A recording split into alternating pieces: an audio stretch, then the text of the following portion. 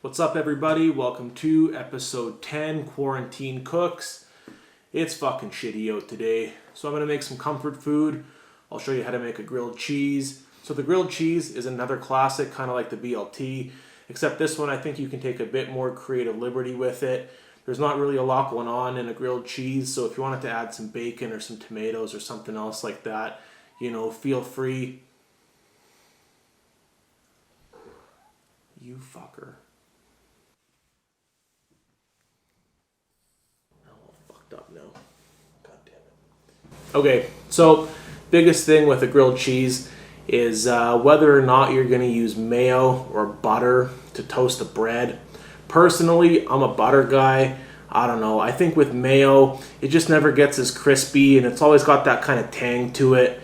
But, if you like mayo, go with mayo. Personally, I like butter. I just think it gets crispier and it's got that more classic flavor to it. But anyways, I'll show you how it's done. We'll get into it here and we'll make a grilled cheese. Okay, so the first thing we want to do is get our cheese prepped. You want to get a good melting cheese. Some cheeses, when they melt, separate and get oily. Some good melting cheeses are Gruyere, Provolone, Monterey Jack, Cheddar, Brie, Gouda, and good old processed American cheese. This sandwich can be as simple as a couple cheese slices on white bread, but we're going to elevate it just a bit. So I've got some Gouda and smoked cheddar here. Both of these melt great, and the smoked cheddar will really amplify this sandwich. So I'm just going to cut off some of the rind on this Gouda and start shredding it. I found that you get a more even melt using shredded cheese than cheese slices, so I would also recommend shredding your own cheese. Pre-shredded cheese is convenient, but it's always coated in something that prevents it from sticking together in the bag, and this can stop it from melting as good. So if you're ever making nachos or grilled cheese, shred it yourself and you'll get a better result. So I'm looking for like 2 parts Gouda to 1 part smoked cheddar. The smokiness can really take over the dish. Also, look at how big that chunk of Gouda that I had was compared to this block of cheddar. Then just toss all that cheese together and set it in the fridge until we need it. So for bread, you can really use anything you want. In the BLT episode, I said stay away from sourdough because it gets too crunchy, but I kind of want that super crunchy texture in this sandwich because we don't really get any texture from the cheese. So I'm going to use a loaf of sourdough, but like I said, this sandwich is great for just regular old white bread too. So there's a bit of a debate in the grilled cheese world about butter in the pan versus butter on the bread.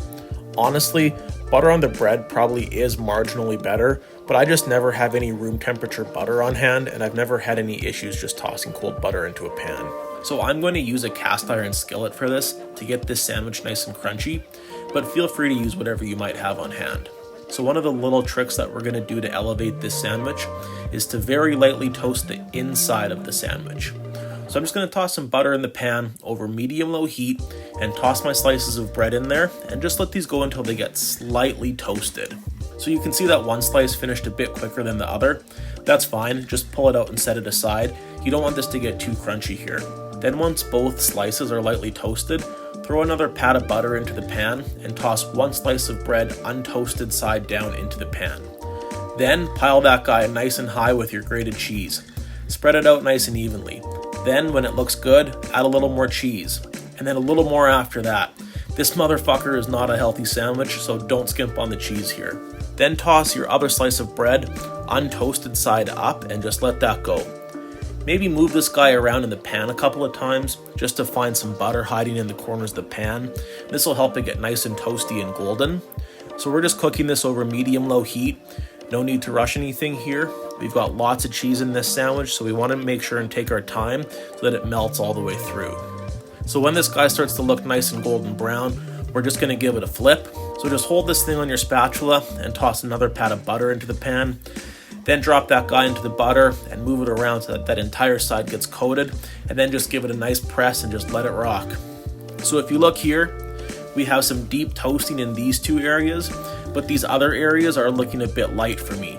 So we'll flip this guy over at the end once more just to try to even that out.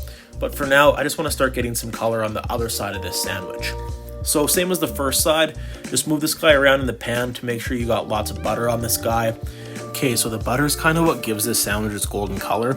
So if you're scared of the butter, maybe just like skip this one and go make a salad or something. Actually, salad's kind of a good idea for a future episode, but we're not thinking about salad right now. Now we're staring into a butter, bread, and cheese monster, and I'm actually so excited for this. Okay, so you can see when I flip this, that this entire side is nice and golden. This is perfect. So I'm just gonna flip this over again and twirl it around in the sides of the pan where some of that extra butter pooled to try to get some more color on the first side.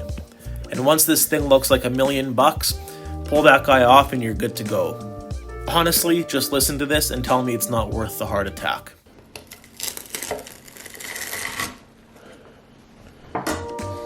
Okay, tell me that doesn't look amazing. Honestly, all you need to do is pair this with a bowl of tomato soup and you're set. Enjoy.